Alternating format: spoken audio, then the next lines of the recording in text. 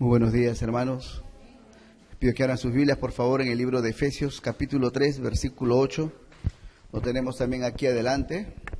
Efesios, capítulo 3, versículo 8. El tema de esta mañana: pequeños viviendo para grandes obras. Pequeños viviendo para grandes obras. Y vamos a leer entonces. Efesios, capítulo 3, versículo 8.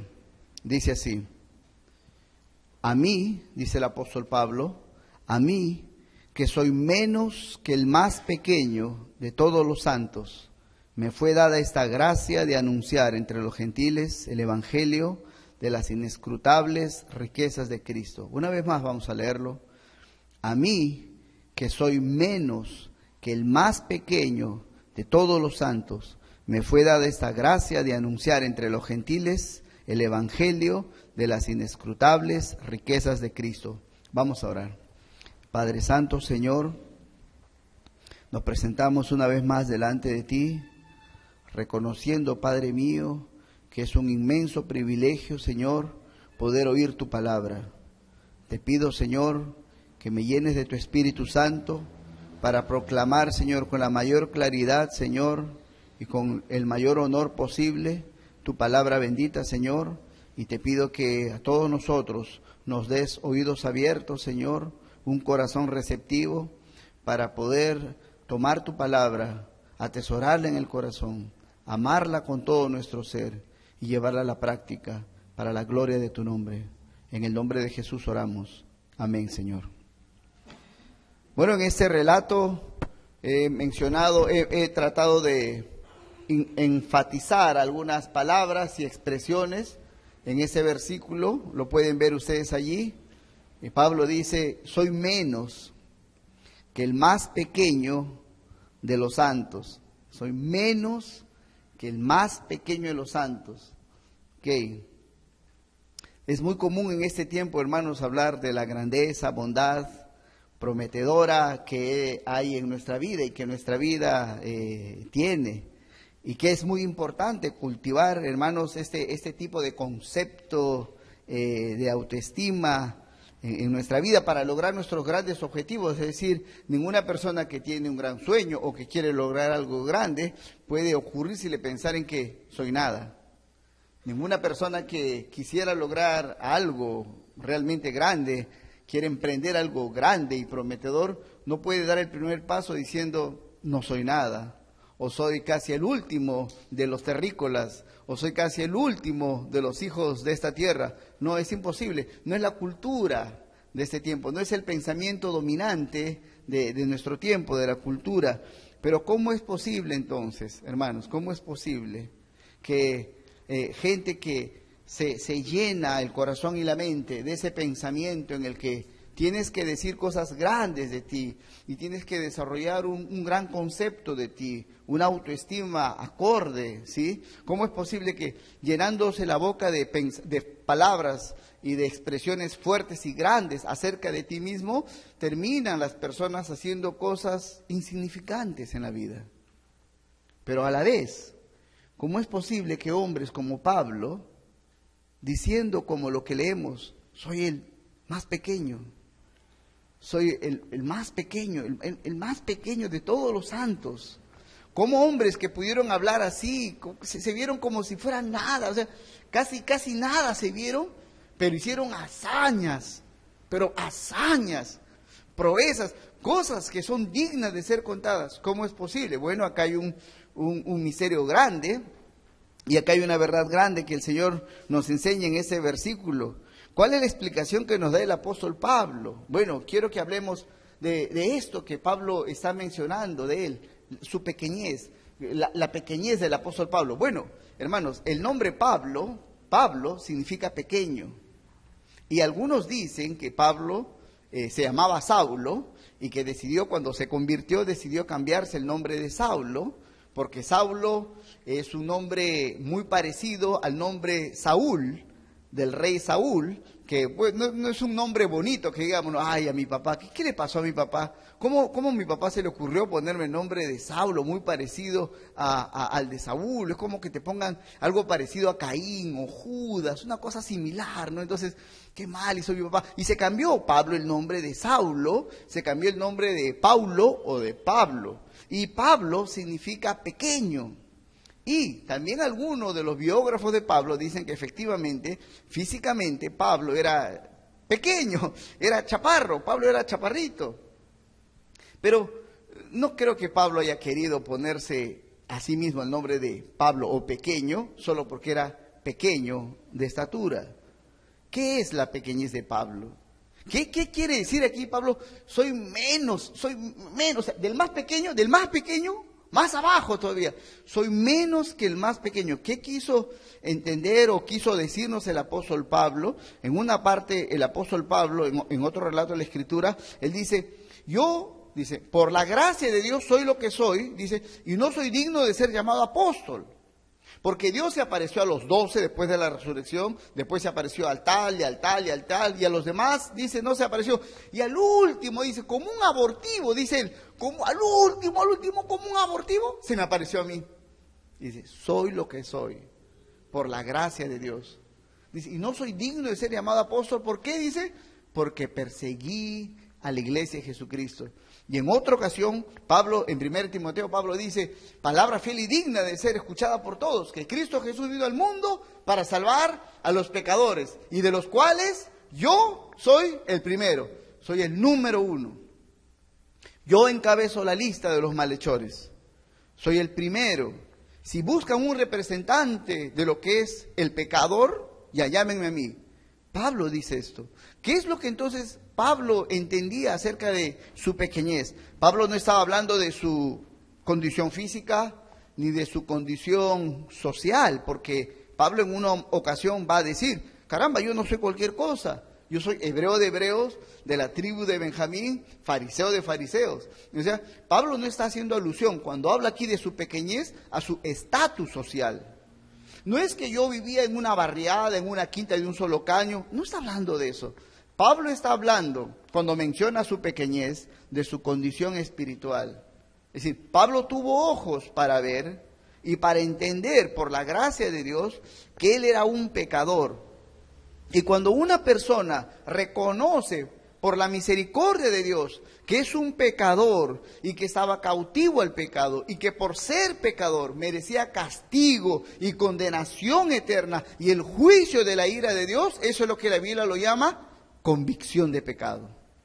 Pablo estaba convencido de su pecado, tenía aquí una seguridad total de que él era un pecador, y lo que significa ser un pecador es que no solo he vivido ofendiendo a Dios, como pecador no solamente he deshonrado el nombre de mi Creador, sino que también estoy expuesto a la ira de Dios, soy objeto de la ira de Dios, soy digno, no del amor de Dios, no merezco el amor de Dios ni su compasión, no merezco que Dios me dé de comer, no merezco nada bueno de Dios, sino tan solamente una cosa, la ira de Dios sobre mi vida, porque soy pecador. Ese es el concepto que Pablo tenía en cuanto a su pequeñez.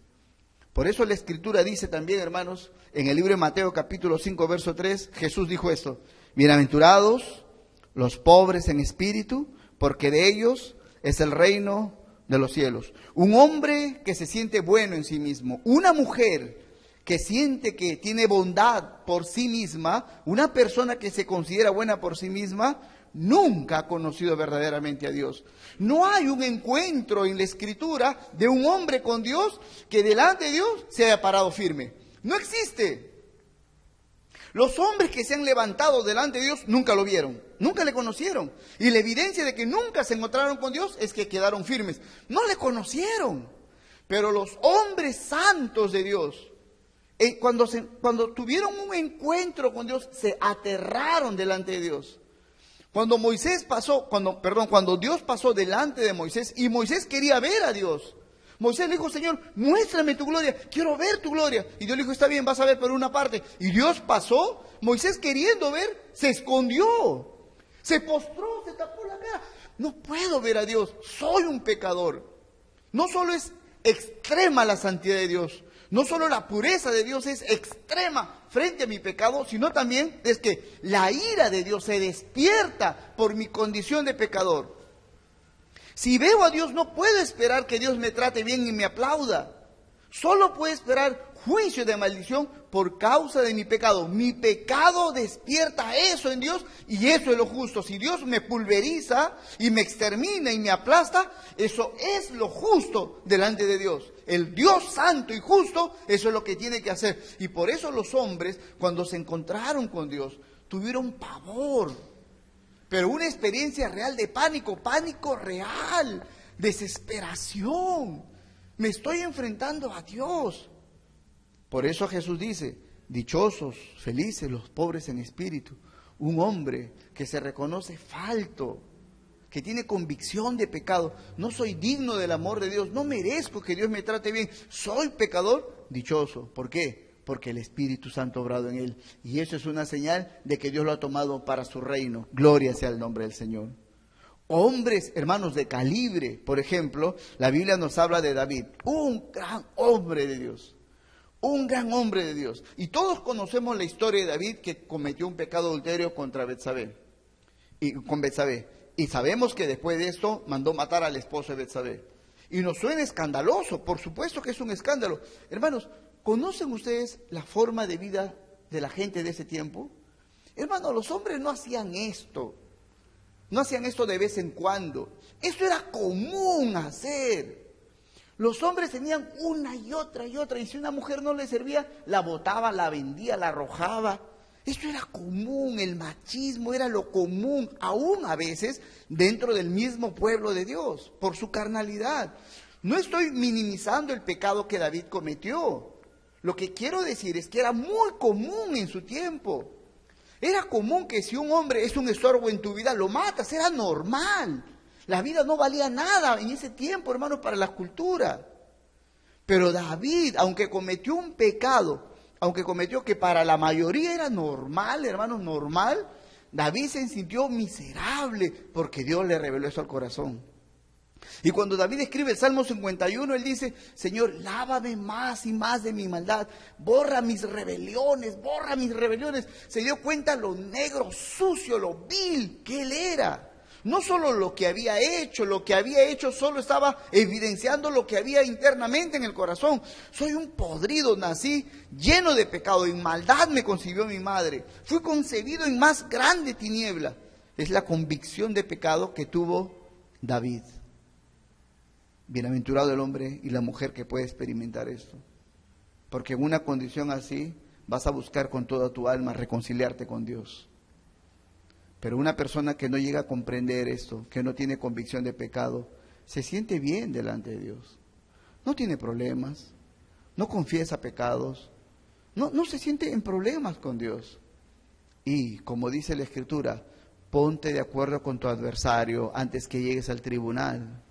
Ponte de acuerdo, porque llegará el día en que ya no podrás buscar en el tribunal al que te defienda, porque el que te defiende será ya no tu abogado, sino tu juez, tu juez. Por eso dichoso el hombre y dichosa la mujer que hoy puede entender, soy pecador, merezco la ira de Dios, pero Dios hoy puede detener su ira y darme su perdón.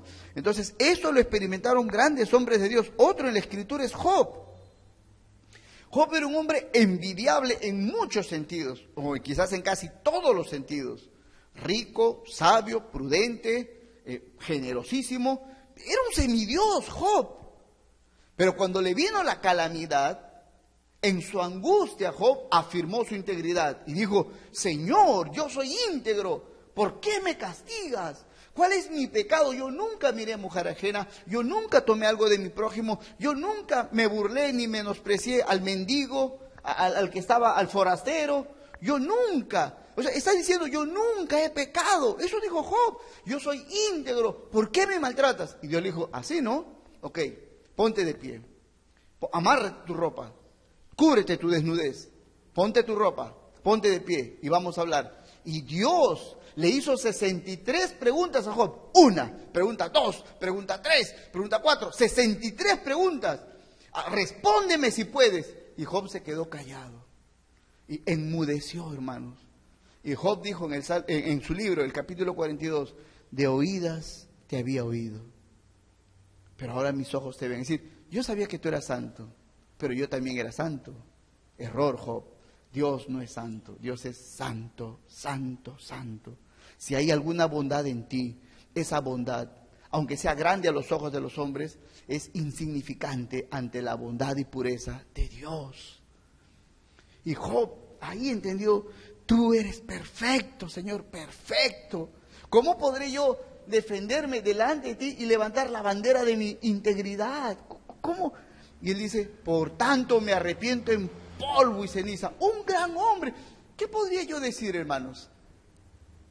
Si un gran hombre casi perfecto se tiró al suelo y dijo, me arrepiento en polvo y ceniza, tuvo esa convicción de su mancha, de su negrura en el corazón, ¿qué puedo decir yo? ¿Qué puedes decir tú?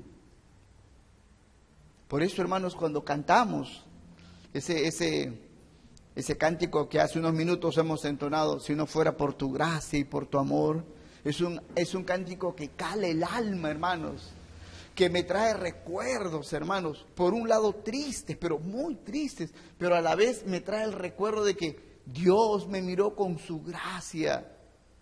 Dice, si no fuera por tu gracia y por tu amor, ¿qué sería de mí si no me hubieras perdonado? ¿Qué sería de mí si no me hubieras encontrado? Si no me hubieras tomado con tu gracia.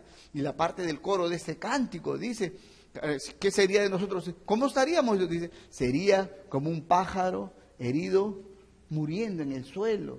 Una vez un pastor que criticó esta canción. Dice, ya basta de cantar ese cántico.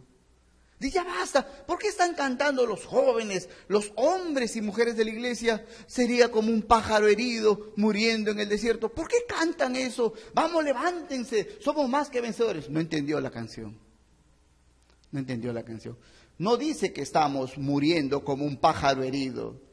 El cántico dice, así estaría yo si Dios no me hubiera tomado. Y así estaba yo antes que Dios haya tomado mi vida. Pero recuerdo mi estado terrible, calamitoso, para adorar su infinita gracia. Hermanos, convicción de pecado. Ahora, el Señor Jesús le escribe una carta a su amada iglesia, la iglesia de la Odisea. Esa es una carta en el Apocalipsis. De las 7 cartas, una de ellas fue a una de las iglesias llamada la iglesia que estaba en la Odisea. Y le escribe parte de esta carta, dice así, Apocalipsis 3, 17 y 18, dice, Jesús le dice a su iglesia, porque tú dices, yo soy rico y me he enriquecido, y de ninguna cosa tengo necesidad, y no sabes, qué fuerte es esta palabra, no sabes, o sea, tú dices, pero no sabes, dice, que tú eres un desventurado, miserable, pobre, ciego y desnudo. Por tanto, yo te aconsejo que de mí, dice el Señor Jesucristo, de mí compres oro refinado en fuego, o sea, verdadera riqueza, para que seas rico, y vestiduras blancas para vestirte, y que no se descubra la vergüenza de tu desnudez, y unge tus ojos con colirio para que veas. Miren, hermanos, he tratado de enfatizar algunas palabras y expresiones de este relato de Apocalipsis. Es una carta, hermanos, de Jesucristo a su iglesia. Ya no está hablando ahora a una persona, está hablando a una iglesia.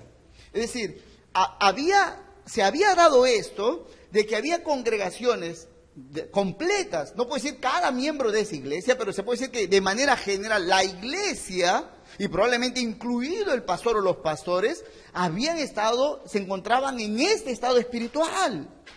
Qué horrible es que una iglesia, un grupo de hermanos, un grupo de creyentes, con pastor y sus líderes y todo lo demás, tengan ese pensamiento de que soy rico, ya tengo, me he enriquecido, no tengo necesidad de nada.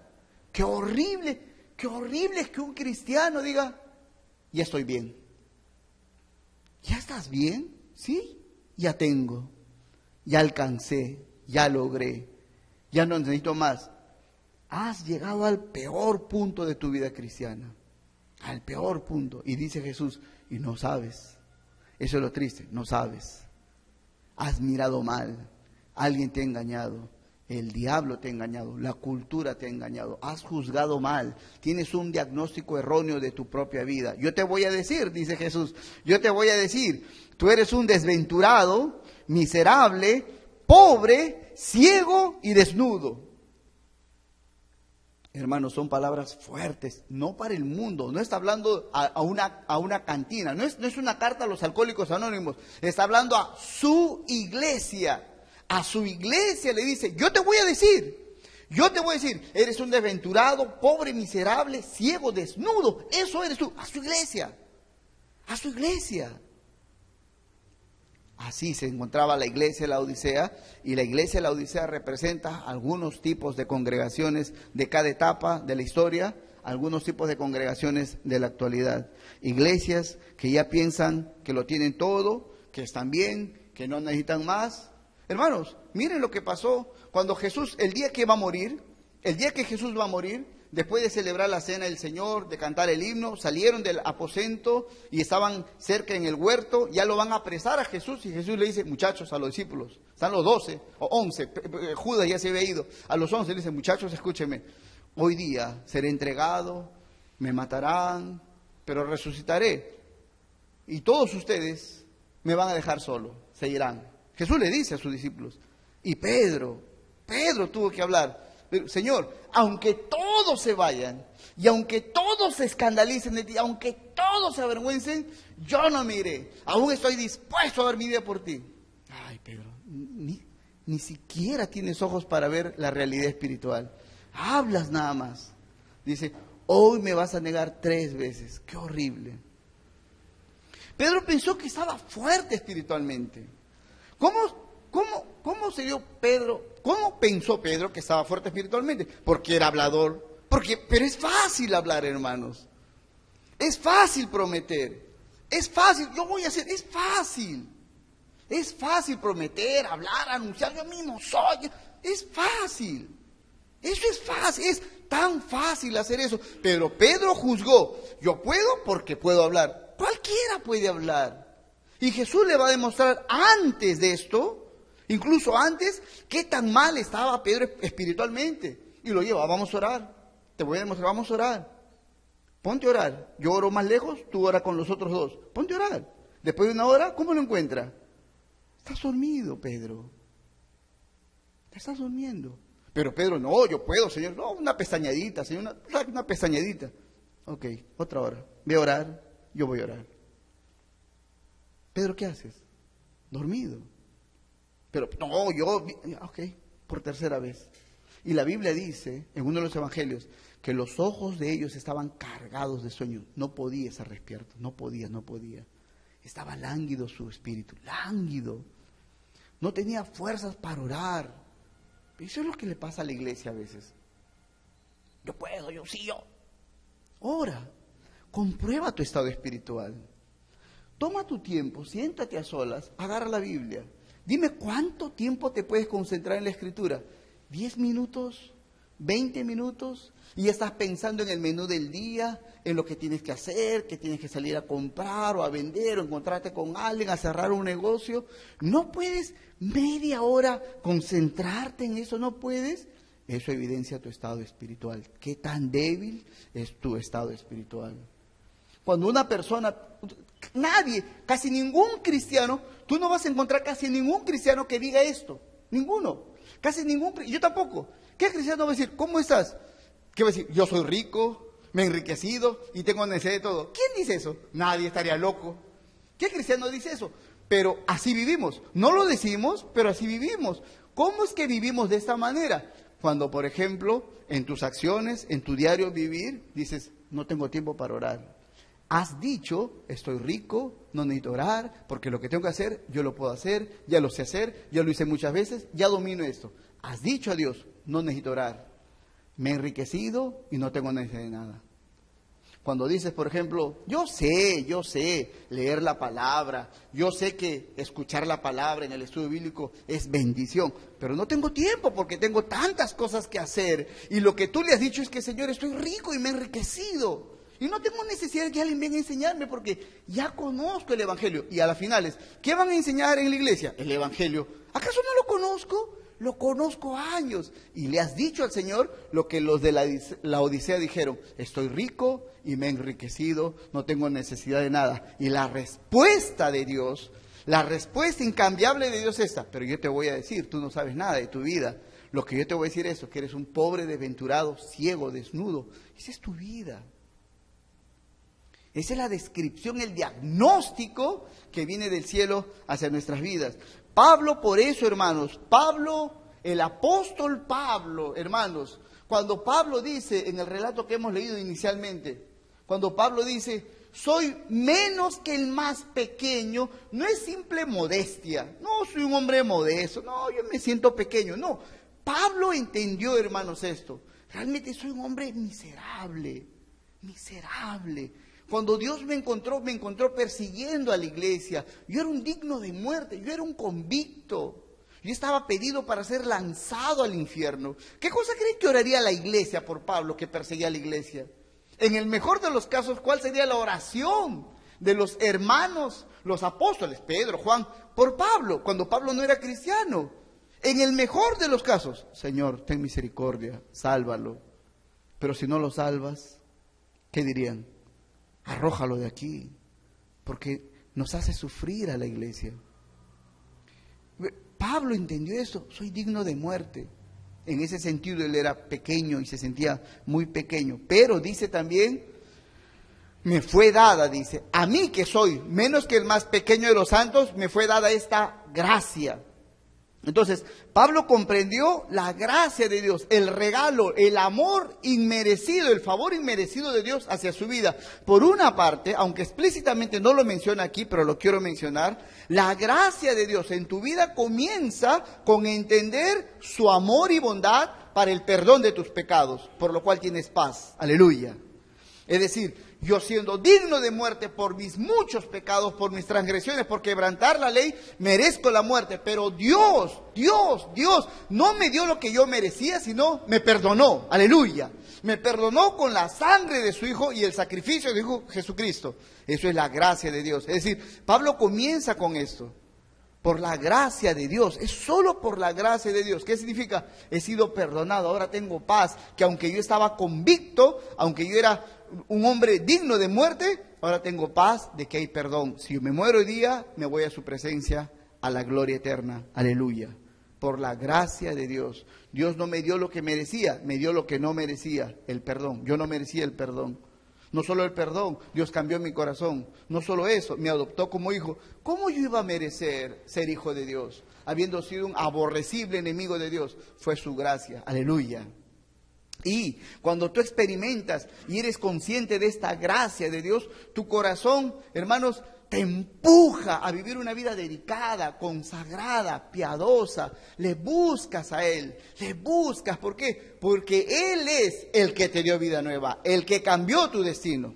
Gloria a Dios. Esa es la gracia. Entender la gracia no es el pretexto para vivir pecando, sino entender la gracia es la ocasión más grande e importante para vivir alcanzándole a Él, buscando su rostro, el que entiende su gracia. Y por eso ven a Pablo. Pablo es el hombre que conoce la gracia y lo ven cada vez buscando más al Señor. Y no se cansa Pablo. Pablo sigue buscando más y más del Señor porque entiende más de la gracia de Dios. Esta gracia de Dios es la que nos ha dado perdón y vida eterna. En Efesios 2, 4 y 5 dice Pablo: pero Dios, que es rico en misericordia, por su gran amor con que nos amó, aun estando nosotros muertos en pecados, nos dio vida juntamente con Cristo. Por gracia son salvos. Por la gracia de Dios. Y luego también Pablo en Tito 3, 4 y 5 dice así: pero cuando se manifestó la bondad de Dios, nuestro Salvador, y su amor para con los hombres, nos salvó, no por obras de justicia que nosotros hubiéramos hecho, sino por su misericordia. Gloria a Dios. Nos salvó por su misericordia. No hubo algo que hice, o no hubo algo que yo hubiera hecho, aun si yo hice algo bueno.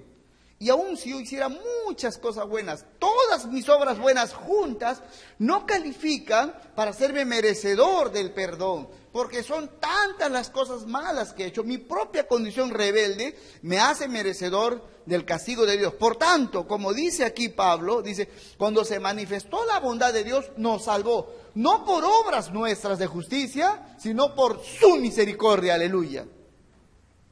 ¿Cómo no vivir entregado al Señor, hermanos? ¿Cómo no vivir devoto al Señor, piadosos?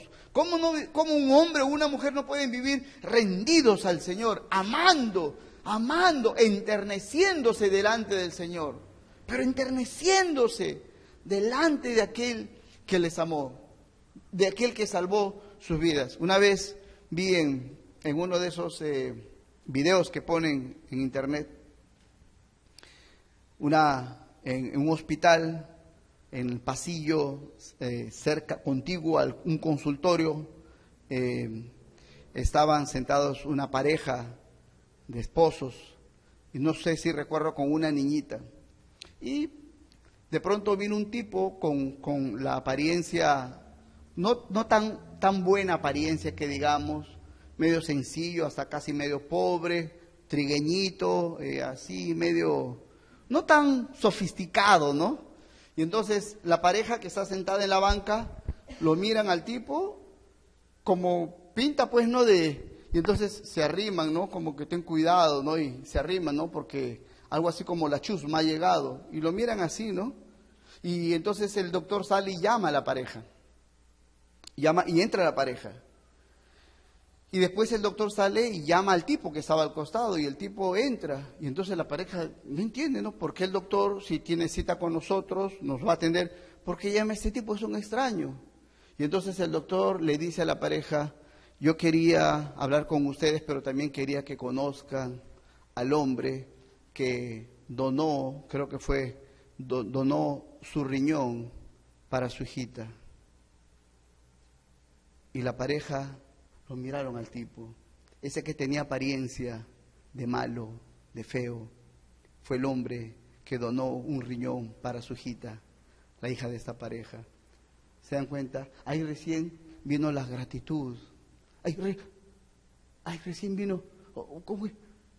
Tirarse al piso. Usted fue el hombre que le salvó la vida a nuestra hijita. Ahí recién.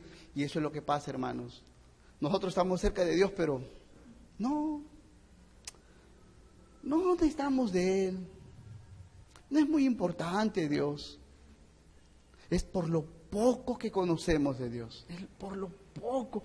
Si pudieras introducirte un poco más en el Evangelio, si trataras un poco de poner atención en la cruz de Jesucristo, trata de ver a Cristo en esa cruz, ocupando tu lugar, mi lugar. Si te concentras en eso, vas a amar un poco más a Cristo, vas a llorar en su presencia, hasta vas a enloquecer de amor y gratitud por Cristo. Pero es tan poca la piedad en las iglesias a veces, es tan poca la devoción, es tanta la frialdad, es tanto el letargo, la parsimonia en la iglesia, que solo evidencia una cosa, que tan poco conocen al que nos dio su vida, al que donó su sangre por nosotros. Tiene Dios razón para actuar contra la iglesia de Laodicea y decir, te voy a decir lo que tú eres. Eres un miserable, pobre y ciego y desnudo. No me conoces. Por eso te digo, compra de mí oro fino y al final unge tus ojos con colirio para que veas bien.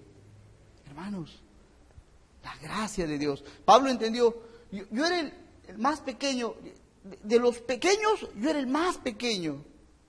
Pero por la gracia de Dios, yo recibí la gracia, el perdón de Dios. Y ese perdón nos ha dado paz en el corazón. Aleluya. Podemos tener total certeza de que si hoy día morimos, si Cristo nos ha salvado, iremos al cielo. Pero también, hermanos, Pablo, en el relato que hemos leído inicialmente, Pablo habla acerca de la gracia, dice, me fue dada esta gracia, y se refiere explícitamente no a la gracia, al aspecto de la salvación que tiene que ver con mi perdón, sino a la gracia que tiene que ver con el regalo de la salvación que me lleva a servir a Dios.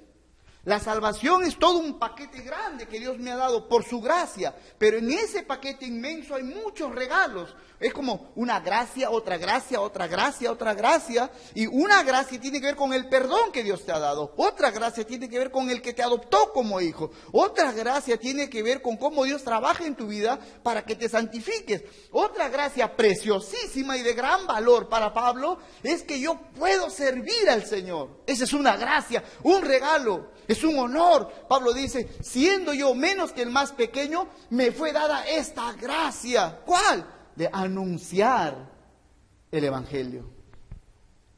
Anunciar entre los gentiles. Lo que Pablo está diciendo, Dios a mí me dio el privilegio de anunciar entre los bárbaros, entre los medio salvajes, entre los medio animales. Dios me llevó a la gente perversa, corrupta, con culturas aberrantes, pero Dios me dio el privilegio de llegar a ellos con el Evangelio de Jesucristo. ¡Qué honor! Pero Pablo te pueden matar, y lo mataron, hermanos.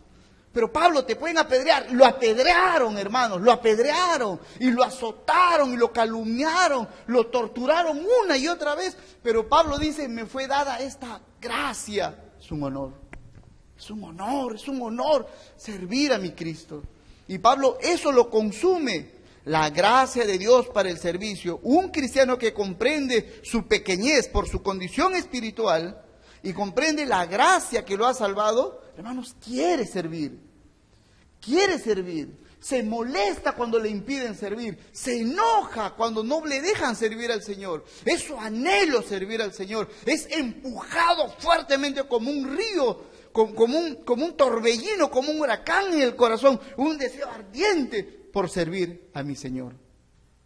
Esa es una evidencia natural, no es extraordinario, es lo normal. ¿Has entendido la gracia y no le sirves? ¿No le vas a servir? No has comprendido la gracia todavía. Hay tanto que profundizar en el regalo de Jesucristo, vivir para el Señor, tomar el llamamiento que Dios nos da y usar los dones que Dios nos ha dado. Los dones naturales y los dones espirituales, porque todo lo hemos recibido de Dios, por gracia. La capacidad de hacer ciertas cosas en el plano natural, que se llaman talentos o habilidades, como los poderes y las gracias, los regalos espirituales, los dones espirituales que Dios nos ha dado para servir al Señor en el poder del Espíritu Santo. Todo esto es por su gracia, para ponerlo al servicio de Dios. Pero yo quiero explicar esto que es muy importante. Pablo tenía una conciencia plena de su llamamiento. O sea, si tú le preguntas, Pablo, ¿cuál es tu propósito aquí en la tierra? ¿Tú para qué vives? ¿Cuál es tu meta? Pablo te diría, escucha, 1, 2, 3, ya está. Te lo diría bien definido, te describiría exactamente cuál es su plan de vida. Por ejemplo, aquí dice, ¿cuál es mi tarea? Anunciar entre los gentiles el Evangelio. Esa es mi tarea. No estaba confundido, lo tenía sumamente claro. Pero le preguntas, Pablo, ¿cuáles son tus dones? Pablo también te diría, yo sé cuáles son mis dones. Tengo don de sanidad, yo hablo en lenguas, yo sé profetizar, yo soy profeta, soy maestro, soy predicador, soy maestro de los gentiles. Pablo sabía exactamente sus dones y su llamamiento. Pero yo quiero mencionar esto para hacer una distinción. Hermanos, una cosa es el Evangelio y otra cosa es el humanismo. Yo quiero explicarlo brevemente porque es muy importante. Hermanos, el humanismo es una corriente de pensamiento no nueva. Pablo la combatió en su tiempo. Eso no es algo nuevo. El humanismo es una corriente de pensamiento, hermanos, es una filosofía de vida en la que promueve que el hombre conozca sus talentos y capacidades. Por eso en la corriente humanística, en la corriente de pensamiento humanista, te invitan siempre a que descubre cuáles son tus dones, cuáles son tus potencialidades. Y después que los descubres, trabaja en esto. También el humanismo te invita siempre a que tú busques un propósito por el cual vivir, un sueño. Escribe tu sueño. ¿Cuál va a ser la escalera de tu éxito? Y cierra los ojos, concéntrate. ¿Dónde quisieras estar de aquí a 30 años? ¿O cómo quisieras qué quisieras hacer cuando llegues a ser viejo, a qué cima quisieras llegar, etcétera, etcétera. El camino al éxito, la escalera al éxito. Entonces, ya sabes lo que quieres hacer, ya sabes cuál es tu sueño, sabes cuáles son tus talentos y habilidades. Entonces, pon manos a la obra, ponte a trabajar, usa tus talentos, usa tus virtudes y tus habilidades, confía en ti mismo, sé tú mismo, lucha y alcanza tus sueños. Eso es diabólico. Eso es el humanismo. ¿En qué se diferencia el humanismo del evangelio? El humanismo ofende a Dios porque exalta al hombre. Porque el hombre no confía en Dios para hacer lo que tiene que hacer. El hombre confía en sus talentos y habilidades. Y el hombre quiere subir la escalera del éxito, no para dar gloria a Dios, sino para ser alabado él mismo. En el humanismo se trata del hombre, no de Dios. En el humanismo se trata de que el hombre logre algo, tenga un logro, alcance su meta. Pero en el evangelio es totalmente diferente. En el evangelio yo entiendo mi pequeñez y yo sé que lo que tengo, Dios me lo ha dado. No porque yo me lo merezca, sino por su gracia. Y lo que Dios me ha dado es para ponerlo al servicio de Dios, para alcanzar un propósito. Y el fin del propósito y de mi meta en la vida es que Dios sea glorificado. No se trata de servirme a mí ni de alcanzar el éxito, se trata de vivir sirviendo a Dios para su gloria. Es completamente diferente el humanismo del evangelio. El evangelio es celestial, hermanos. El evangelio viene de Dios, lo trajo Jesucristo. El humanismo es terrenal, del hombre, lo enseñó el demonio. Eso viene del diablo. Es mentira. Y nuestras escuelas y las universidades y los centros de instrucción y la cultura predominante tiene esta forma de pensamiento, el humanismo. Y se ha metido tanto el humanismo, hermanos, no solo en la cultura, sino que ha infestado esta plaga inmunda a la propia iglesia de Jesucristo. No es nuevo esto, hermanos. Pablo arremetió contra esta tendencia. Pablo desnudó esta tendencia. La desenmascaró, Pablo la enfrentó en su tiempo y es también para nosotros un deber enfrentar esto, hermanos, porque es una peste y una epidemia que se mete en la iglesia y el pensamiento humanista comienza a reinar en la iglesia, de tal manera que todo lo que vamos a hacer en la iglesia es para nuestro bien. No es para nuestro bien, hermanos. No vamos a orar para nuestro bien, no vamos a leer la palabra para nuestro bien, no nos vamos a organizar para que nos vaya bien. Todo lo que hagamos en la iglesia es para su gloria. Para agradar a Dios. No se trata de servirme ni de agradarme, no, ni de mi propio beneficio, sino de la gloria de su nombre. Esa es la razón por la cual Dios aquí me ha dejado en la tierra, para levantar su nombre en alto.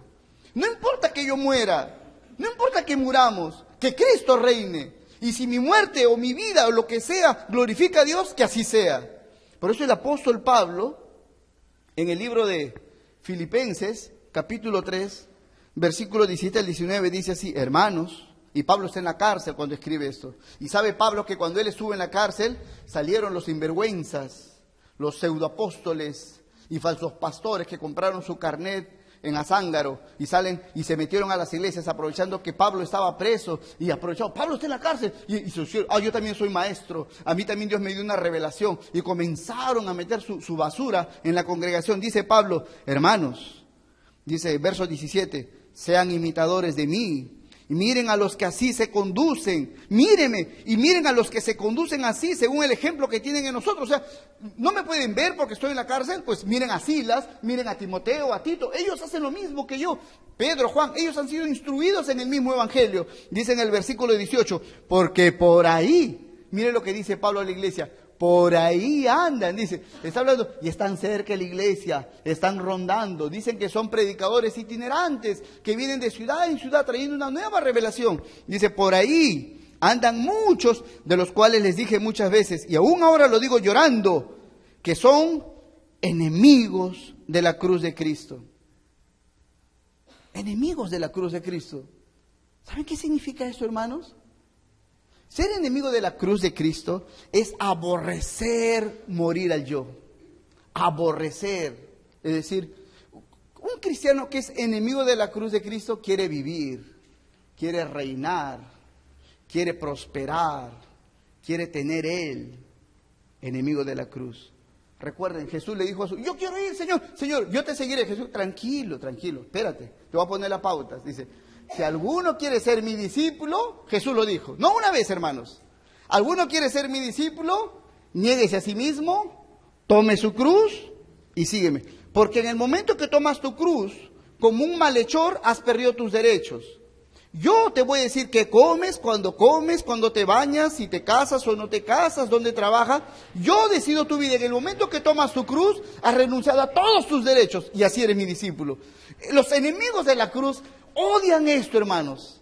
Un enemigo de la cruz odia el discipulado, aunque puede poner un curso de discipulado, pero no tiene nada que ver con el verdadero discipulado. Solamente son cursos que, aunque se llaman discipulado, es cómo tener una vida bendecida, cómo tener una vida exitosa en la iglesia. En la iglesia. Patrañas, hermanos, no tiene nada que ver con la cruz de Jesucristo. No tiene nada que ver. Pablo dice, yo les dije, y ahora se los digo llorando, son enemigos de la cruz. Ellos no te van a enseñar a sacrificarte, ellos nunca te van a enseñar a sufrir por Jesucristo. Al contrario, te van a enseñar a que tú busques siempre ganar, te van a enseñar siempre a buscar tu felicidad. No estamos aquí para buscar la felicidad. Feliz es el que se encontró con Cristo Jesús. Y es una enorme felicidad, hermanos, una enorme felicidad sufrir por causa de Jesucristo. ¿No lo hemos visto en Pedro, Juan, que los azotaron en la cárcel y salieron gozosos por el privilegio de experimentar sufrimiento por causa de Jesucristo? Gozo, hermanos, profundo. Pero esto aborrece mucha de la iglesia de la actualidad, porque esta peste inmunda del humanismo se ha metido en la iglesia. Y los primeros que hemos caído y hemos claudicado en el celo por el evangelio, hemos sido los pastores, los predicadores. Hemos visto como cosa bonita. Caramba, ¿acaso Dios no quiere lo mejor en tu vida? ¿Sí? Entonces hay que decirle eso a la iglesia. Iglesia, no sufras, porque tu Dios quiere cosas buenas para ti. Claro que Dios quiere cosas buenas para mí. Una cosa que Dios quiere para mí es que yo cargue la cruz de Cristo. Eso es bueno para mí. Que yo muera y que Él reine en mi vida. Amén. Cristianismo, hermanos, opuesto al humanismo. Y Pablo lo dice aquí en el relato, en el verso 19 dice, el fin de estos apóstoles y maestros y profetas, el fin de los cuales será perdición, cuyo Dios es el vientre, y cuya gloria es su vergüenza, que solo piensan en lo terrenal. Y Pablo ahí da en el clavo exacto para identificar ese falso evangelio, esa falsa creencia evangélica, para poder identificar lo que es verdadero humanismo disfrazado de cristianismo. ¿Cómo tú distingues al fin y al cabo? ¿Cómo tú distingues al fin y al cabo lo que es humanismo de evangelio? Evangelio es celestial, es espiritual, anhelas lo celestial, cada vez más estar cerca de la gloria eterna. Aún deseando morir por estar con Cristo. Pero el humanismo es terrenal y es diabólico y solo piensa en lo terrenal. Por eso un pastor también en internet vio una prédica denunciando esa corriente de pensamiento humanista y decía, estos falsos apóstoles y falsos pastores humanistas que han cambiado el evangelio, los puedes identificar porque lo único que predican es la bendición de Dios ahora y nunca hablan de la segunda venida de Jesucristo, porque no quieren que Cristo venga y porque no quieren ir al cielo, quieren reinar aquí en esta tierra, quieren tener aquí propiedad eterna. Y nosotros no somos de esta tierra, para nosotros hay algo mejor que eso, espiritual, celestial, eterno. Dios, amén, hermanos. Y Pablo identifica esto. Dice, estos solo piensan en lo terrenal. Así lo puedes distinguir. Solo piensan en lo terrenal. Hermanos, pensar en lo terrenal no está mal.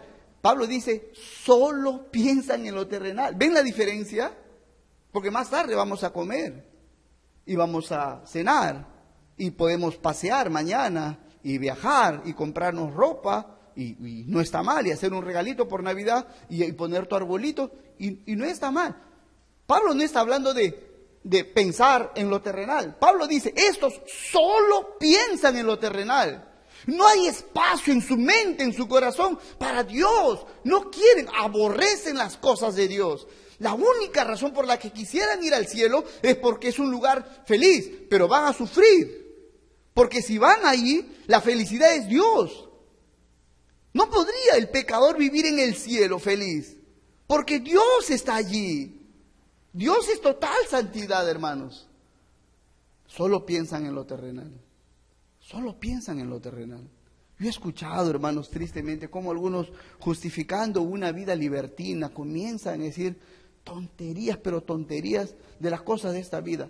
Y Pablo aquí está acusando con detalle, y eso es lo que yo quiero que notes, porque no debemos juzgar a la gente porque escucha música que no es cristiana, no debemos de juzgar a la gente porque se va al cine o se van al estadio, no debemos condenar y acusar a la gente por el tipo de libro que lee. Pablo está diciendo, solo piensan en lo terrenal. Yo quiero que veas la diferencia, es muy diferente. Un cristiano que dice, ¿qué es lo malo, pastor? Que esté con mis audífonos y escuche música que no es cristiana, es música sana. No, no está mal. Pero dime, ¿cuánto tiempo pasas escuchando alabanzas? Nada, eres un terrenal, eres un carnal.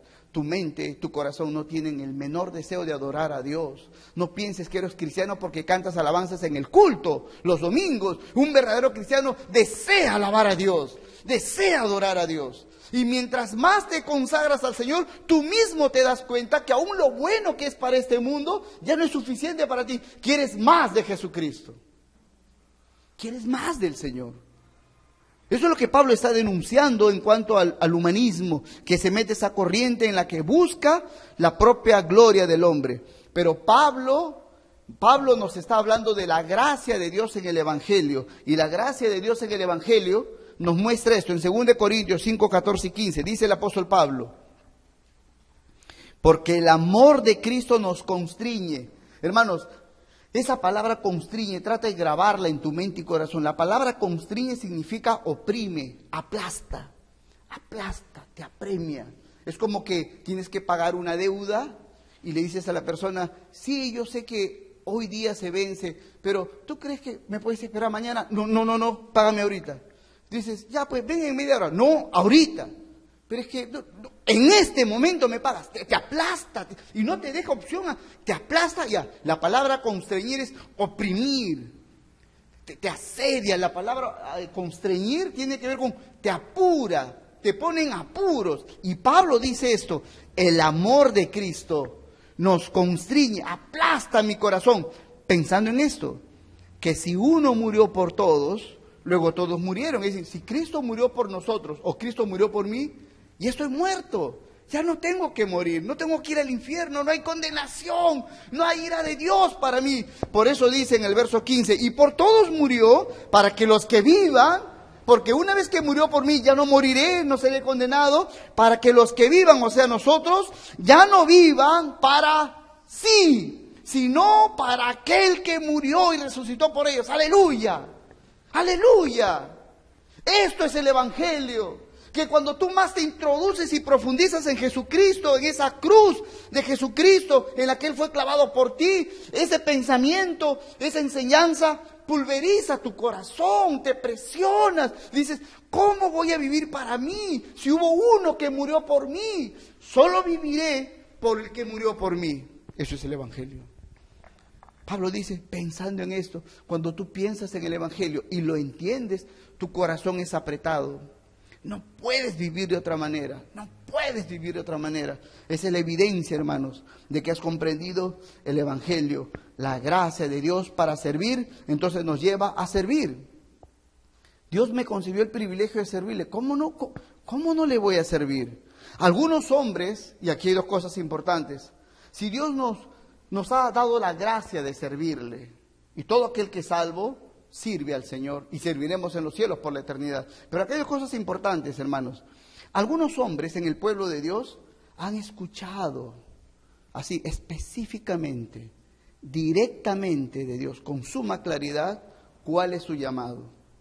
Y entendiendo la gracia de Dios y el privilegio que Dios les da, han dicho, amén, Señor, yo voy a hacer tu voluntad.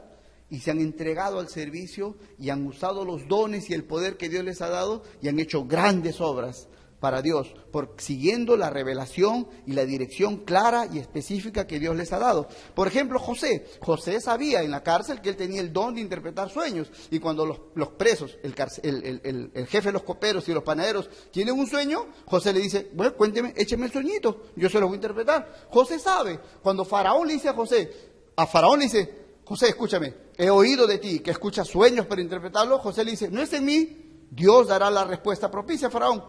Faraón, cuéntame tu sueño y te voy a decir la interpretación. José sabía cuál era su ministerio y cuáles eran los dones poderosos que Dios les había dado. Y no se avergüenza de eso y no es soberbio, solamente sabe lo que Dios le ha dado, pero le da la gloria a Dios y se pone a servir en el plan de Dios. Otro de ellos similar es Daniel. Daniel sabe los dones que Dios le ha dado. Daniel sabía que Dios le dio entendimiento en sueños, interpretación, visiones. Él lo sabía. Por eso va y dice, yo voy a hablar al rey, le voy a decir cuál es su sueño y cuál es la interpretación del sueño. Él lo sabe.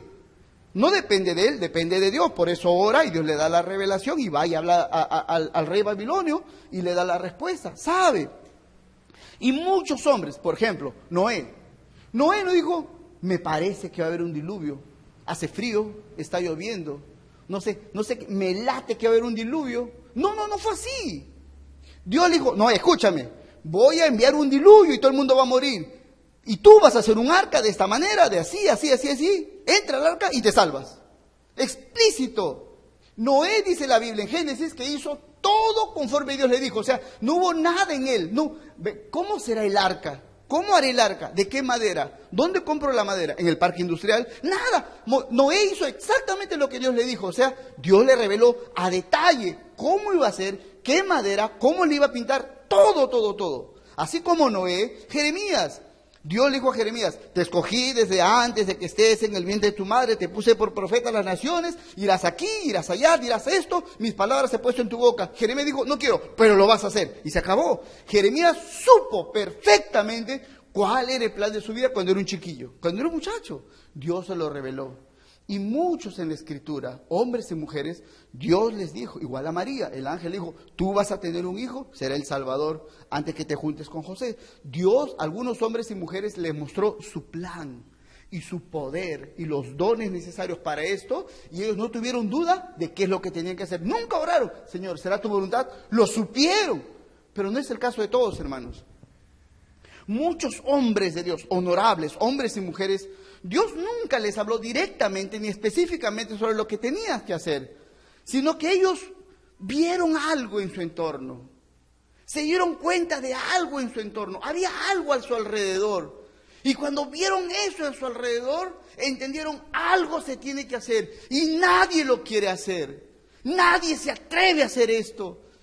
Están pasando cosas horribles y nadie se levanta, y hombres y mujeres se levantaron. Dios nunca les dijo que lo hagan, pero se levantaron, se ofrecieron y Dios los avaló y los honró. No esperaron que Dios les dé una señal, un sueño, una visión, que envíe un ángel, mira, esta es mi voluntad. A algunos les pasó, no a todos, a muchos hombres de Dios no les pasó esto, simplemente entendieron, hay algo que está pasando.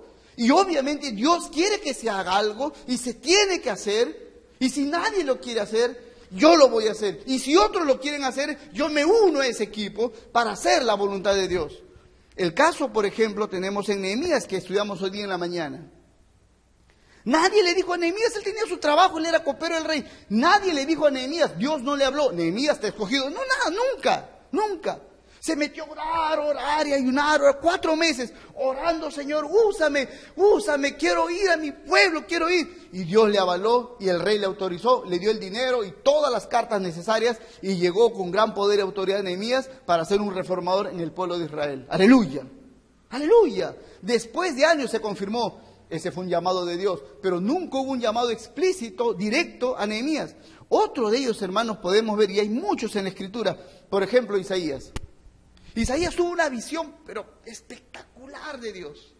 Y en esa visión Isaías dijo, soy hombre muerto y debo morir, porque siendo un hombre pecador, inmundo de labios, han visto mis ojos al rey. Pero Dios no lo mató, envió un ángel y lo perdonó y lo purificó.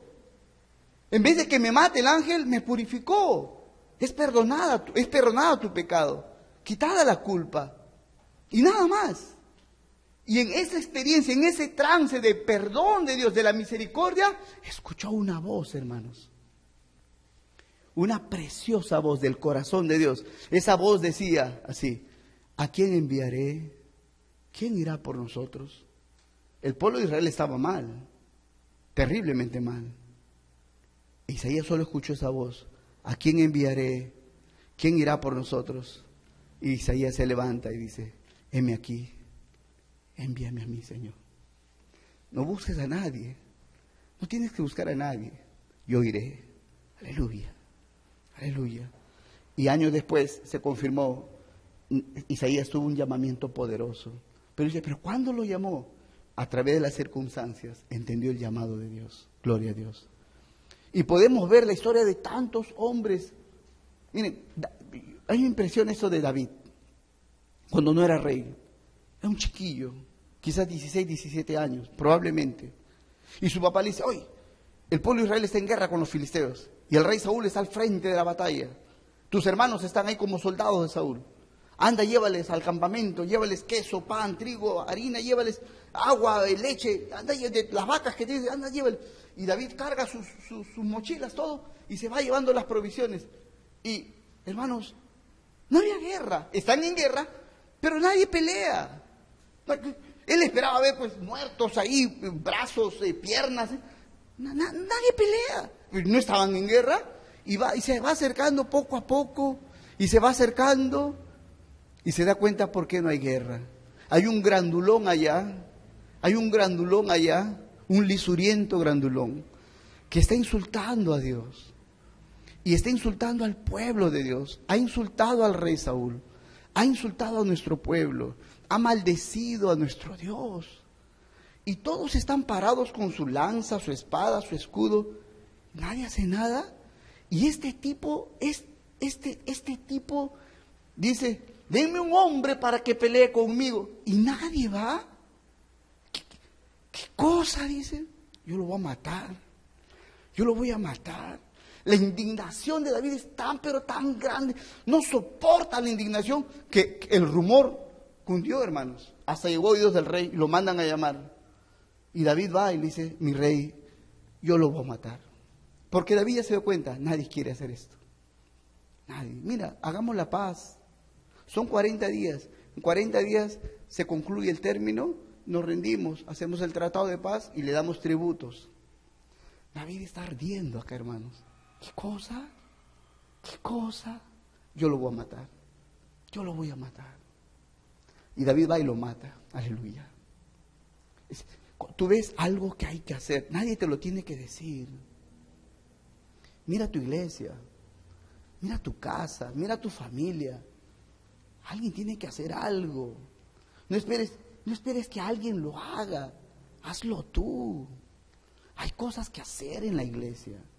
Hay cosas que hacer. No te quejes de los demás. Hay cosas que tú puedes hacer. No esperes que otros la hagan. Toma tú el honor. Yo por el honor de mi Dios, por el bien de mi pueblo, de mi casa y de mi familia, como David, yo me levanto, yo voy a hacer esto por mi Señor. Por el Señor. Leí hace un tiempo acerca de un pastor.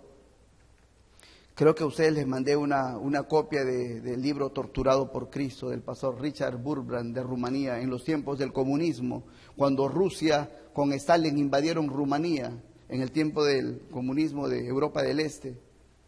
Y cuenta ese pastor Richard, cuando entraron los comunistas y tomaron el gobierno y el poder, también avasallaron con la iglesia cristiana, pero fue paulatinamente y fue humillante y vergonzoso. Cuenta Richard, el pastor, que convocaron a todos los pastores, obispos, pastores evangélicos, sacerdotes católicos, los convocaron al Congreso. ¿Y quién estaba en el Congreso? Stalin, José Stalin, que fue un asesino, un criminal. Él era presidente del movimiento mundial ateo, José Stalin, miserable. Y la iglesia, los pastores, los líderes, el Congreso, el local amplísimo, cientos de pastores y obispos católicos, y lo nombraron a José Stalin presidente del movimiento de fe cristiano, entre ellos en Rumanía. Y comenzaron a hablar sandez y media, blasfemias contra Dios. Incluso algunos sacerdotes o pastores evangélicos decían que Dios dio 3 revelaciones. La primera vino por Moisés, la segunda vino por Jesucristo y la tercera y más grande revelación vino por José Stalin. Son enfermos. Y la iglesia se acobardó porque los comunistas iban a matar a los cristianos, iban a matar a los pastores. Y ese pastor Richard estaba en esa sesión. Y los que dirigían esa sesión insultaban a Dios. Estaban insultando el nombre de Dios. Y la esposa del pastor Richard, no recuerdo su nombre, ella lo miró a su esposo y le dijo: Richard, levántate y lava la cara de Cristo, porque están insultando a Cristo, están escupiendo su rostro. Y entonces él sabía lo que estaba pasando. Y él le dijo: si hago esto, te quedas sin esposo. Me matan, ¿no? Me matan. Y su esposa, como toda mujer de Dios, le dijo: pues no quiero tener por cobarde a un esposo. Y entonces él se levantó y comenzó a predicar el Evangelio de Jesucristo, exaltando a Cristo y no a José Stalin ni a los comunistas. Y la historia ya la sabemos: 14 años de cárcel, 14 años de torturas, casi hasta morir. Su esposa fue torturada en otra cárcel, su hijo fue vilmente humillado, despreciado por causa del Evangelio. Es que alguien tiene que hacer algo, hermanos. Alguien tiene que hacer algo. Alguien tiene que hacer algo. Muchos cristianos van a claudicar en el tiempo de la persecución, de verdad. Muchos ministerios grandes van a correr como ratas, de verdad. Lo primero que van a ir a hacer no es a buscar las ovejas en la persecución, van a ir al banco a sacar las cuentas de la iglesia. Van a transferir las cuentas al extranjero. Es lo primero que van a hacer. Esos grandes, aseguren los carros, los locales y las propiedades. No van a buscar a las ovejitas. No, no van a buscar eso. Grandes ministerios, ahí van a quedar desnudados lo que realmente eran. Lo que realmente eran. Alguien tiene que hacer algo, hermanos. Pablo dice: siendo yo el más pequeño de todos los santos, me fue dada esta gracia de predicar el Evangelio. ¿Qué me costó? ¿Qué me costó eso? Le costó todo a Pablo. Le costó todo, hermanos. Pobreza, calumnias, apedreamiento, azote, calumnias en la iglesia, calumnia fuera de la iglesia, maltrato con los judíos, maltrato con los gentiles, en todo lugar, maltrato y maltrato. Pero él dice: me fue dada esta gracia, gracia. Es un honor, es un honor. Vive para esto, hermano, vive para esto. Cuando estés llegando al cielo, tú nunca te arrepentirás de haber servido a Dios. Nunca te arrepentirás de haber servido poco al Señor. Lamentarás con toda tu alma haber servido tan poco al Señor. Pero nunca te arrepentirás de haberle servido aquí al Señor. Nunca, nunca. Pequeños haciendo grandes cosas para el Señor. Vamos a orar. Señor amado, te damos gracias en esta mañana por tu palabra, Señor. Y Señor, en esta mañana queremos pedirte que tu Espíritu siga trabajando en nosotros para producir en nosotros un profundo amor por ti, una devoción inmensa por ti, una entrega apasionada por ti y por tu servicio. Hazme entender tu gracia, Señor. Haznos comprender la profundidad, la inmensidad de tu amor, de tu gracia, de ese favor que no merecemos, que pudiendo usar a tus ángeles, seres puros que nunca pecaron, que eternamente están al servicio tuyo, que eternamente te servirán, pero tú quisiste usarnos a nosotros para tu servicio. Señor, sabemos que el servicio aquí en esta tierra es menospreciado, Señor. Señor, nosotros sabemos por nuestra propia carne qué placentero es que te sirvan, qué placentero es ser servido, qué humillante es servir. Pero, Señor, nos has llamado a servir. Quebranta nuestros corazones, Señor. Quebranta nuestro ego. Mata nuestro yo, para que tú reines. Y reinando tú, nosotros te sirvamos a ti, a la causa de Cristo, por amor de tu nombre, por levantar tu honor y por edificación de tu santo pueblo, Señor, por las almas perdidas a quienes tú quieres salvar. Usa mi vida, Señor. Usa a mis hermanos. Llama a tu pueblo, convócanos, Señor, para tus grandes batallas. A ti sea la gloria y la honra, Padre. En el nombre de Jesucristo. Amén.